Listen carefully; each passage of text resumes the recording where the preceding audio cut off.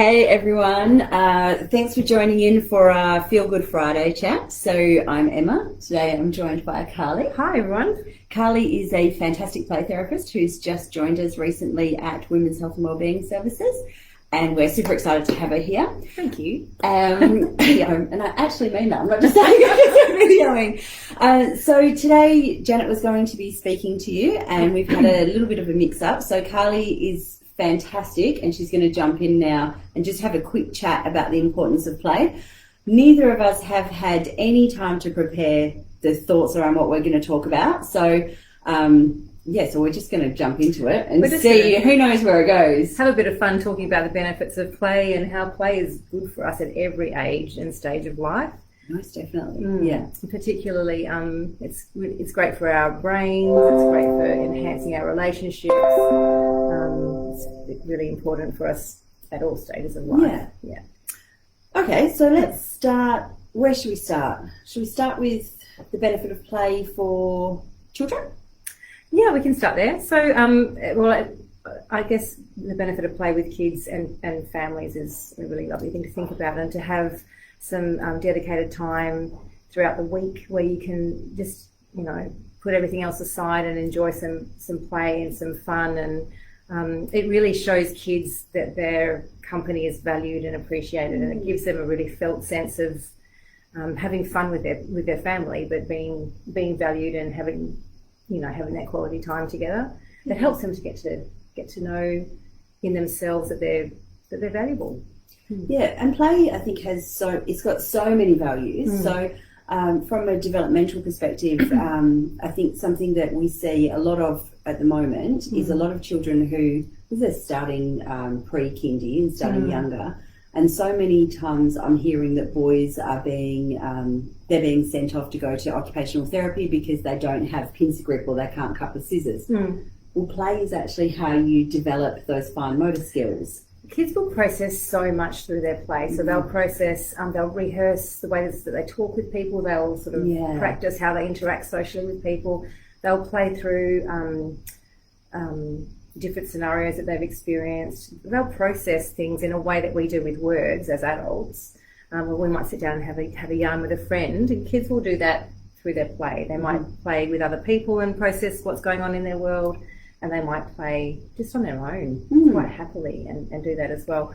And one of the things that, relating to what you were saying about play and fine motor skill development and gross motor skill development, is that having lots of different ways to play, so having access to different kinds of play materials it's really important for kids to be able to choose, because they'll choose what's really important for them there and then, and that's part of how they're quite wise with how they use play. Kids are very wise with how they use play to process their world. Yeah. And I think it's really, so yes, most definitely. And I think often as adults we forget the value and the importance of play because, they're just playing. Well, it's not actually just playing. That's actually children's work. That's how they learn, that's how they develop. Yeah. All of those things. There's so much going on for kids when they're playing. So much. They know how important it is. We've forgotten to a huge extent as adults how important play is. Yeah. And for me, going out last week, I went out with the Wellness Warriors and joined in the parkour session. You? I did. I'd walked like the Tin Man for a week after. But it was great fun, and it was play. Yeah. And for an hour and a half, I laughed for an hour and a half, which is so good for you. Yes, so good. Moved my body in ways that I didn't actually think that I was able. Did you not run up a wall or something to that effect? Well, something to that effect. But so all of that is really good fun. But also for an hour and a half, my brain shut off from thinking about the podcast that's being released next week, and it is very exciting. We'll talk about that in a minute. Just thought I'd sneak it in there. But so it became less about being up here and more about actually being within myself, and and I think as adults we forget the importance of that and being able to connect in. And then connect out. And that's, kids will often use play to regulate strong emotions as well. So they might go and jump on the trampoline when they're feeling a bit agitated, or they might have had a stressful day at school, and they will use play in a way that allows them to process big stuff that's come up for them. And they'll do it rather than talking about. I mean, they might talk with us about what's going on, but they also might not. They might not. Because it doesn't, even for us as adults, not all experiences that we go through has words that match the way that we've experienced something. And so play for adults and kids alike is a really powerful way of processing that without having to use words. I think there's two different things with that. One of them that springs to mind is that when you talk about kids going and moving their body to self-regulate, I think there's this big push at the moment to be mindful and to sit and be calm. But actually movement can really help regulate. Absolutely. And so it's actually really important to get up and to move and to play in order to bring our energy levels down and to be able to regulate and to be able to function a lot better.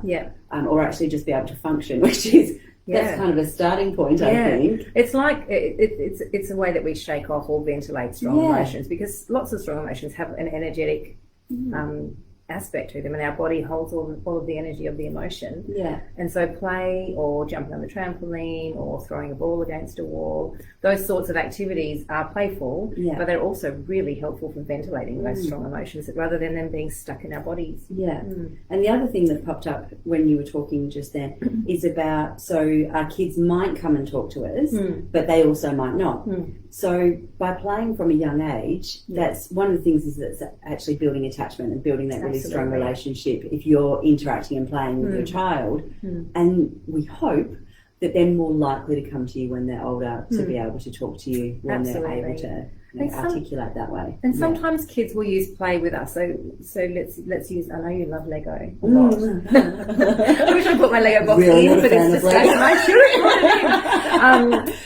So you can sit down and have a play session with Lego or not, whichever you choose. I'm going to go with not.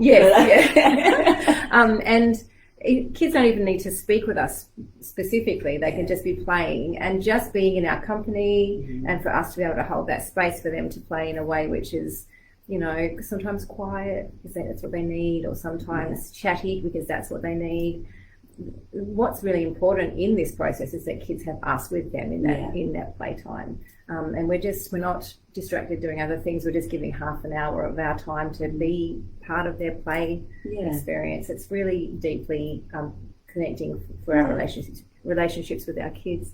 And I think, Lego, as much as I really can't stand it, I do have a house full of it. Doesn't make me a nice person though. But I do recognise the value of it, even though I don't like it. It's so colourful, it clicks, it's so creative. It is so colourful, and it does click together, and luckily I've got thumbnails so I can pry those bricks apart. But it is, part of it that I love about it is that there are no rules. Exactly. And I find it really interesting as an adult when I do play and interact with my children, kind of going, I need the instructions, and yet they've built this amazing creation, and I'm still trying to work out how I put that brick on to make that particular, that's it. Find me one of these. And it's the same with colouring. You know, you sit down and you colour and you think, well, a cockatoo is whatever colour cockatoo you're colouring, pink and grey or black and orange, whatever. Oh, that's a cockatoo, isn't it?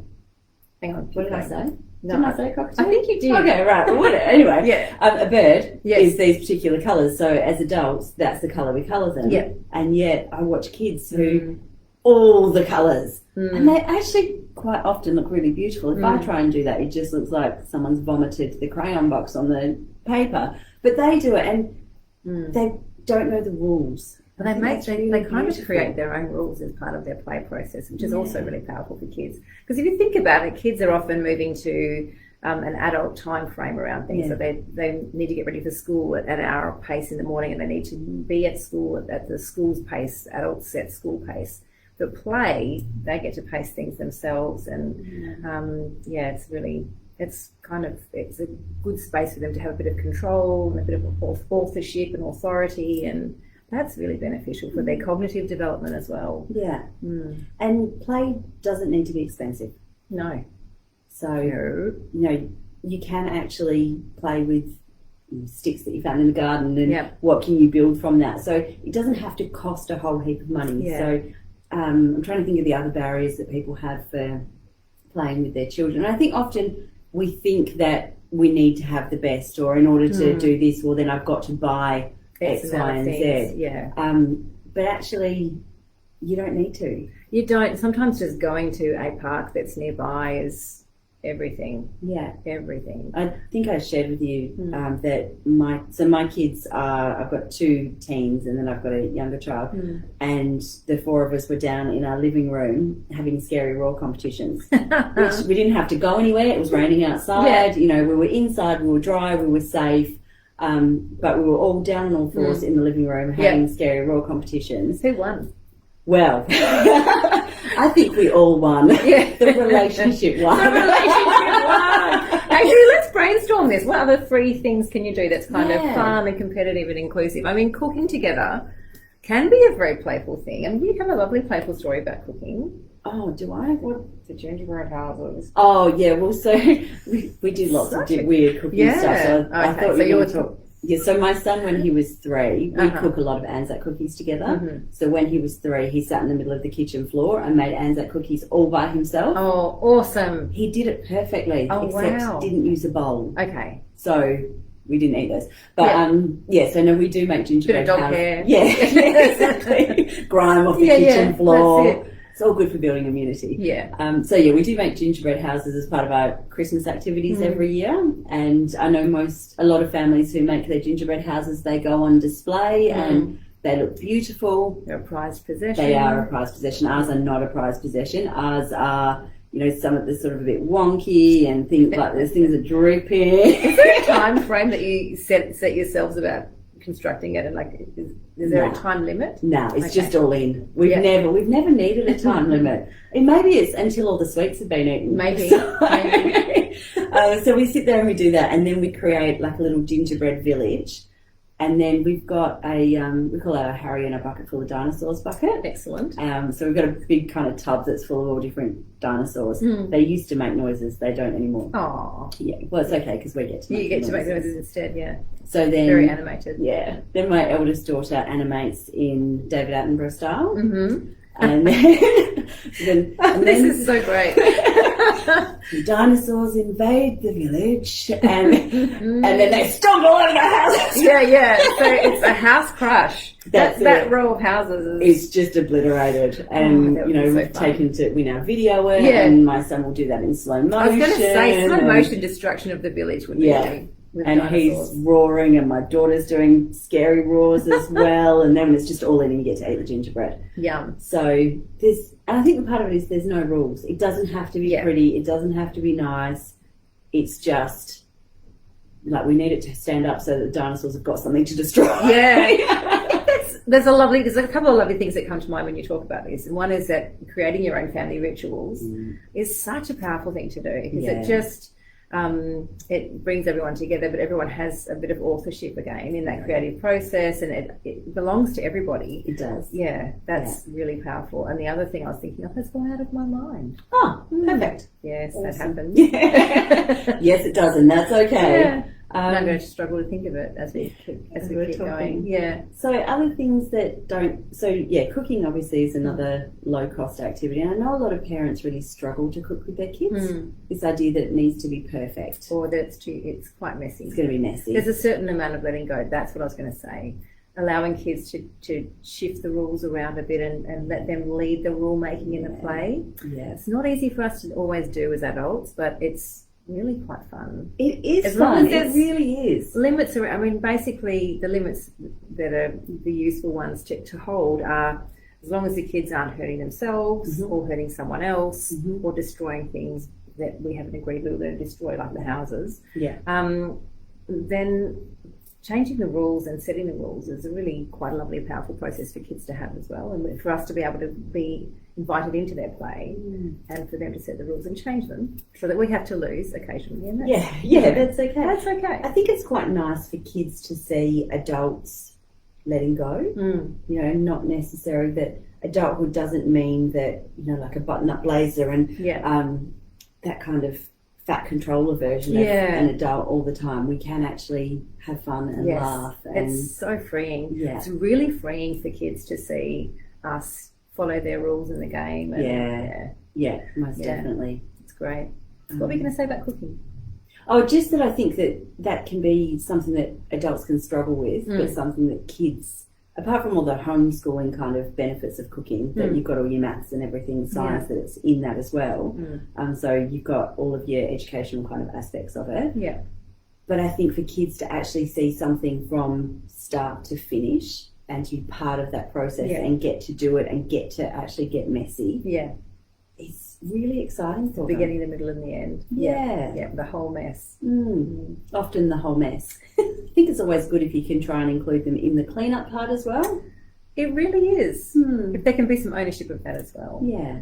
Rather than I'm just going to go eat my cupcake for See you you. later. See you, Ma. See you, Ma. That's it. Yeah. Definitely.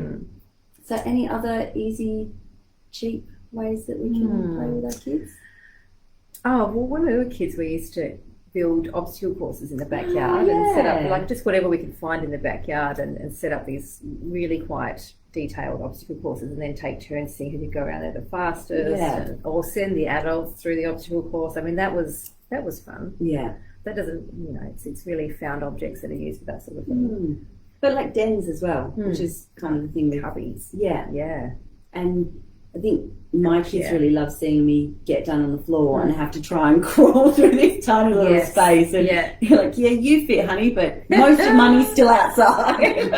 Which again is a thrill for them because it's something which they own and they can do it and we can't. Exactly. Yeah. It's something which they have a bit more, space in than what we do. Yeah. Feels good for them. Yeah, definitely. Yeah. Little wins. Yeah. A nice one for regulating, I think, is bubbles. Oh gosh, so powerful. The power of that long out breath. But the bubble blowing ones, do you have one handy? We don't have one in here. We need to get one for next time we talk about this. Yeah. But the bubble blowing ones with the really big they're fantastic. Came up 50 cents. Yeah, so cheap. And just it helps kids to regulate by having that long out breath. It also helps adults to regulate by having that long out breath. Yeah. So get one for yourself. Yeah, definitely. So I think we take turns when we play this. So I will do it first and then she'll run around and pop all the bubbles. Yes. And then she will have a turn and then it's my turn to run around and pop all the bubbles. And of course she thinks it's hilarious to have them going in all different directions and that kind of thing. But I think that way we're actually both really focusing on our breathing and relaxing and slowing down. Have you ever played bubble tennis? No, played plank tennis. That really hurts. How does that go? So you know what playing? Yeah. Yeah, so you do that and you've got two people opposite each other and you've got to tap the ball to each other. Okay. But not bubble tennis. Bubble tennis is much easier than that. Yeah. So I can play bubble tennis. Yeah. So you blow the bubble and then the other person has to sort of send it back. Oh. And then you send it back for as long as you can. So you're kind of trying to do what's it called? Is it a rally? Yeah. Yeah, for as long as you can go. Clearly sports people, both of us. Is it a rally? Very sporty. Very sporty me. Yeah. Yeah. Oh, that sounds really cool. That's pretty fun. We'll give that a go. Very regulating. Yeah. And funny. Really funny. Yeah.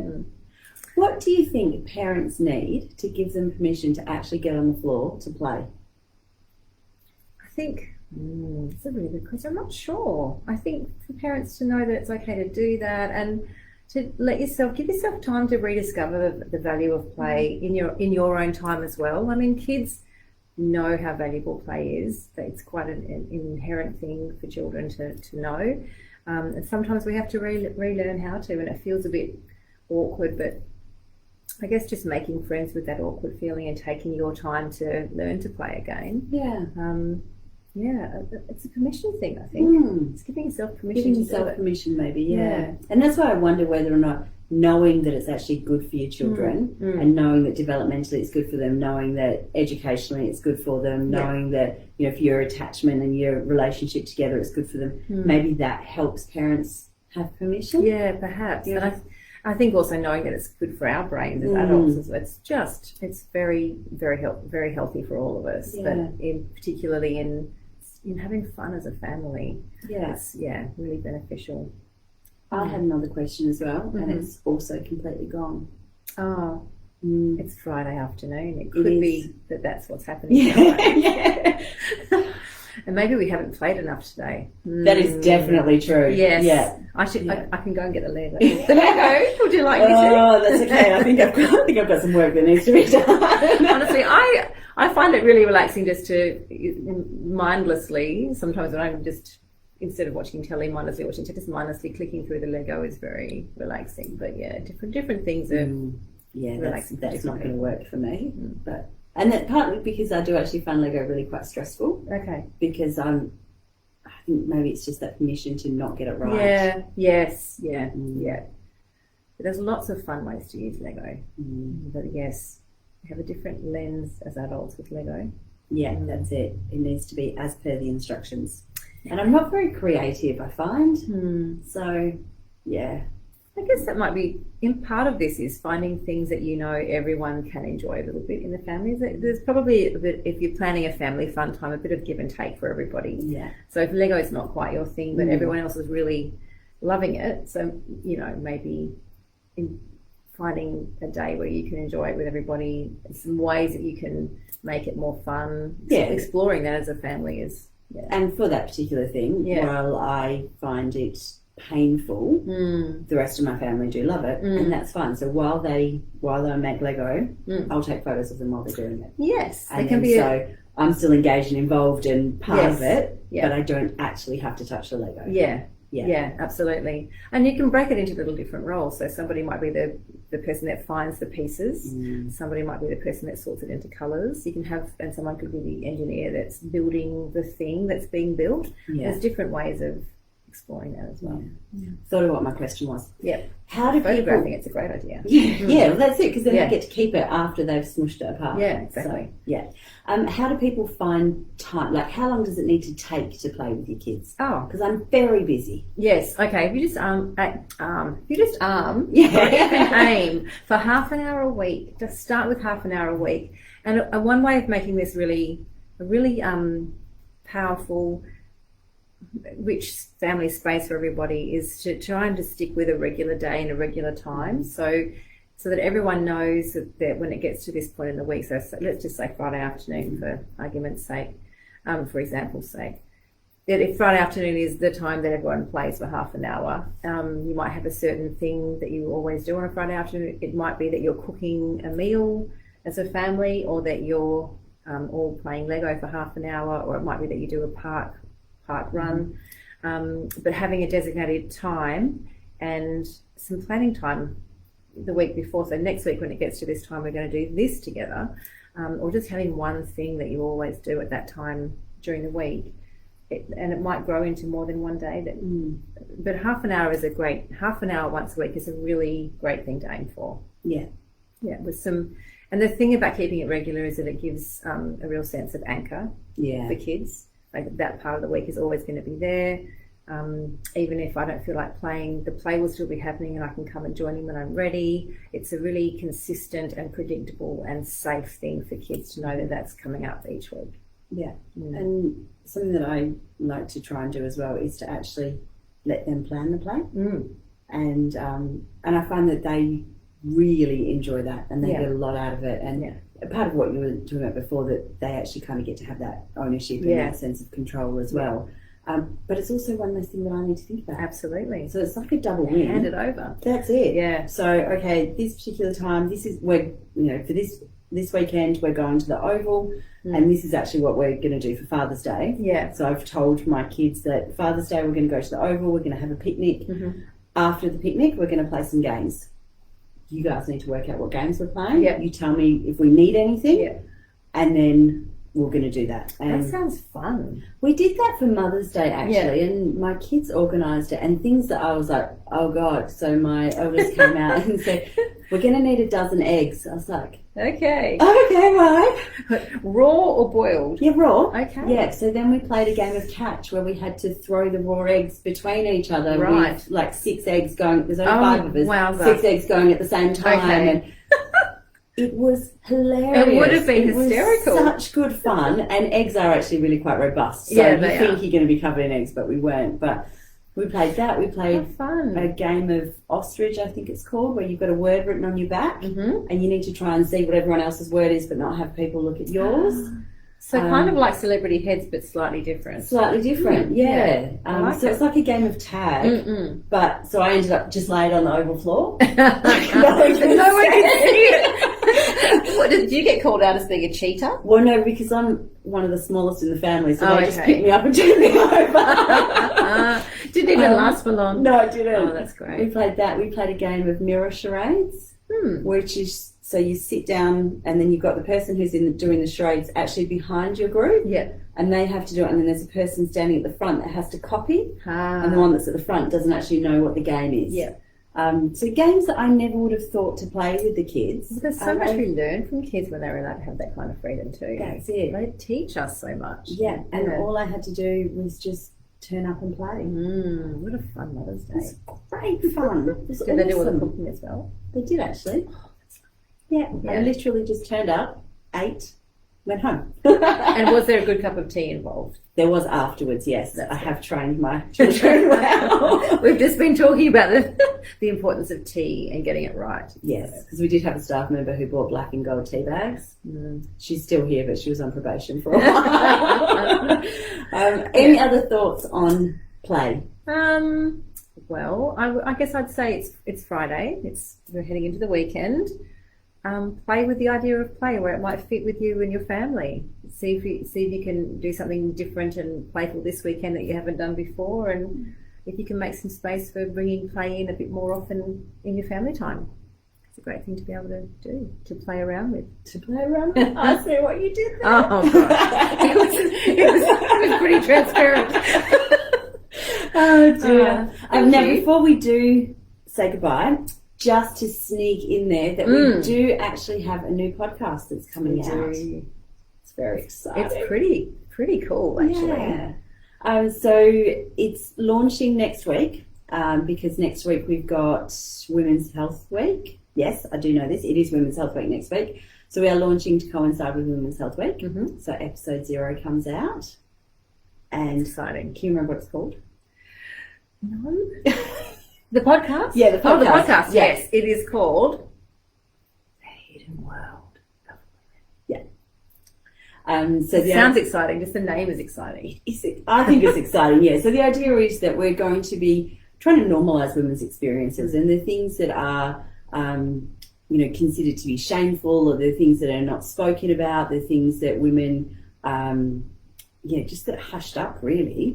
We want people to know that they're not the only person that's going through it. There is no shame in experiencing these things, and just to be able to share other women's experiences and hopefully a journey of hope through that, let people know that they're not alone and that there is a light at the end of the tunnel that isn't necessarily a train coming straight at you. So that's kind of the idea, to demystify some of the secret women's business kind of thing. Sounds good. So we've got 3 episodes recorded so far. We've got an episode 0 introducing it, an episode about endometriosis, and one about sex after birth. That one I think we're going to leave until Perinatal Mental Health Week, so we have to listen to a few episodes before we get to the juicy ones. How often are these coming out?